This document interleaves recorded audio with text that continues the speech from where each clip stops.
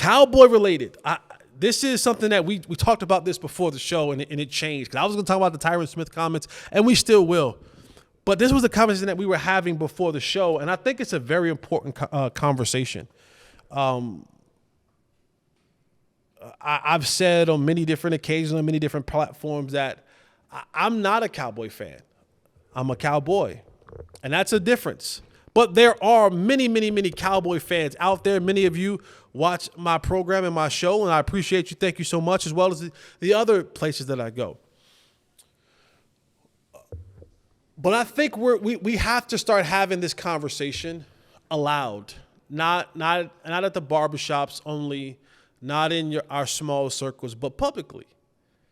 And I think, I do believe this. I think the Cowboys are in their arrogant era. You know how like the WWE had the Attitude Era and what that was all about, and how that ushered in many of the guys who we call legends, and it was the Attitude Era. I think the Cowboys are in their arrogance era. And maybe they've been in it. Maybe we're just finally willing to look ourselves in the mirror and finally call it what it is. But I think the Cowboys still believe that they're the belle of the ball. And this past free agency has maybe jaded many of you in the sense of the Cowboys feel as if they still a bad B. There was a time. Remember when Trina would say, I'm the baddest, right? There was a time when Trina was the baddest B. She was. Now, she can still say that if she wants now, but it ain't true. It ain't true.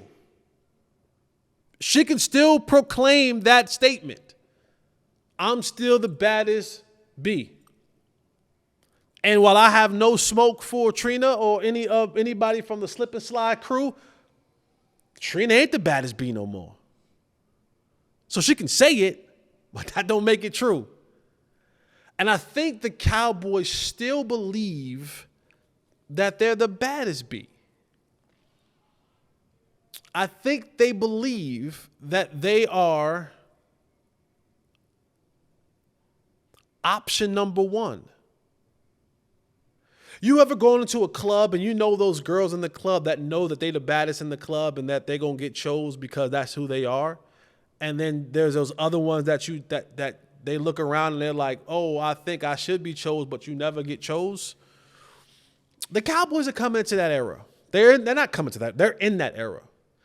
And while I say they're in their arrogance era, it's because when you look at and you hear things, like when you hear, now this is coming from someone, I didn't want Derrick Henry. That's just me personally, Jesse Holley.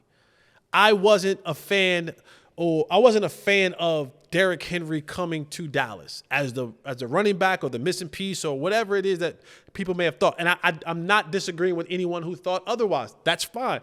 That's your opinion. We can all have our opinions. I wasn't a fan of it.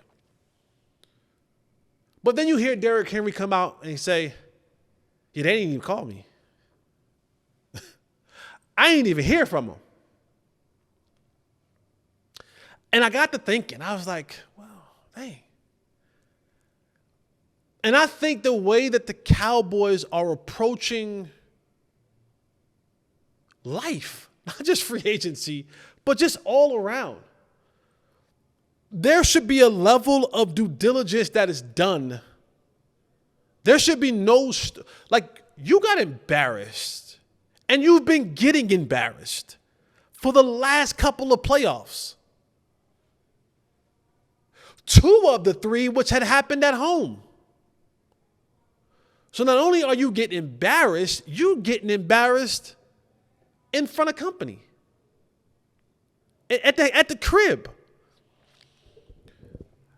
And for you to not go out and do the extreme due diligence of at least calling any and every possible person that could make a difference in your football team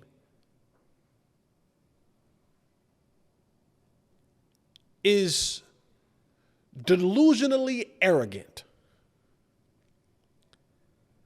And not that you have to sign everybody, because that's unrealistic. That's another level of delusion. But there should be no stone left unturned. There should be nothing or no one that at least you picked up the phone and said, hey, big head, how you doing? You want to eat? You hungry? And if big head say no, you go on to the next one. But you need to find out if she hungry. You need her to tell you no. Right? The great Wayne Gretzky and the great Michael Scott and the great Michael Jordan, they all said the same quote, right? Like I like when Michael Scott goes, he crosses Wayne Gretzky's name out and he puts his name up there, Michael Scott, and he goes, you miss every shot you don't take. You miss 100% of the shots that you do not take. And for a team that has not had any real serious playoff success and going on 30 years, you can't be arrogant enough to go, I'm not calling folks. Who the hell are you?